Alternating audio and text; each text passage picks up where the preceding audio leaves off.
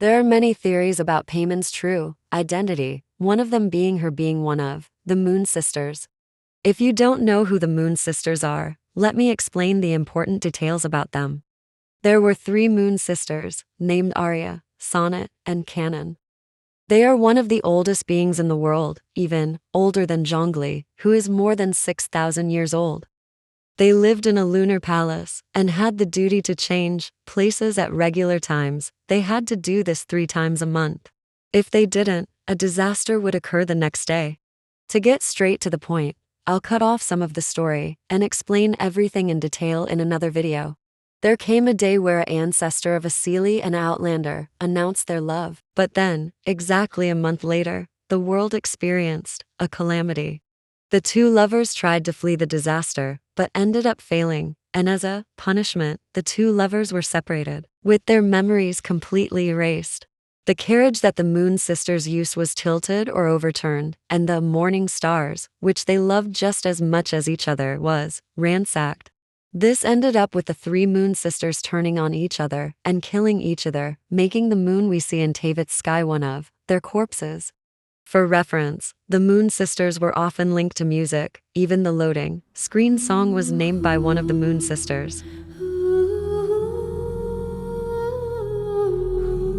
Anyway, why I brought this up is because even Paimon is often getting linked to music, making players believe it isn't a coincidence and that she is connected to them. Also, Paimon's bright white hair and skin being similar to the unknown goddess, who people believe is also one of the Moon Sisters, which makes another connection. Although I don't believe this theory is true, because it doesn't have enough links or evidence, with some of the evidence only being theories themselves. Bringing up the unknown god, let's move on to the next theory. One of the most popular theories is that Paimon is the unknown god in disguise who came to spy on us. This theory can be supported with their similarities in their design.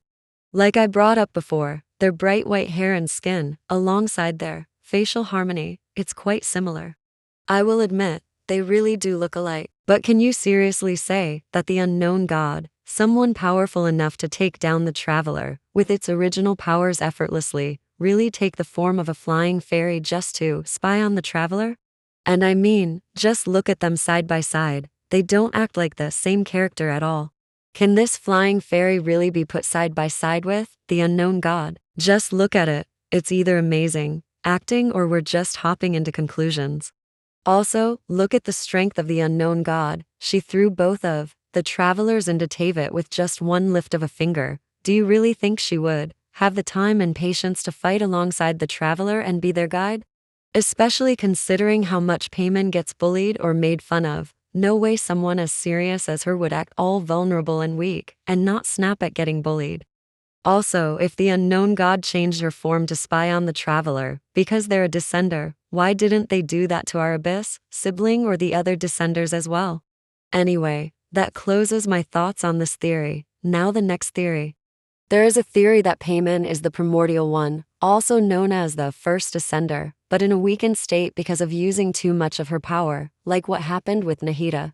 But if that were true, then why wouldn't Paimon still remember the Baladar or Greater Lord Rukkhadevata? Could it be an act? Although this theory would explain why Mona couldn't understand Paimon's whereabouts.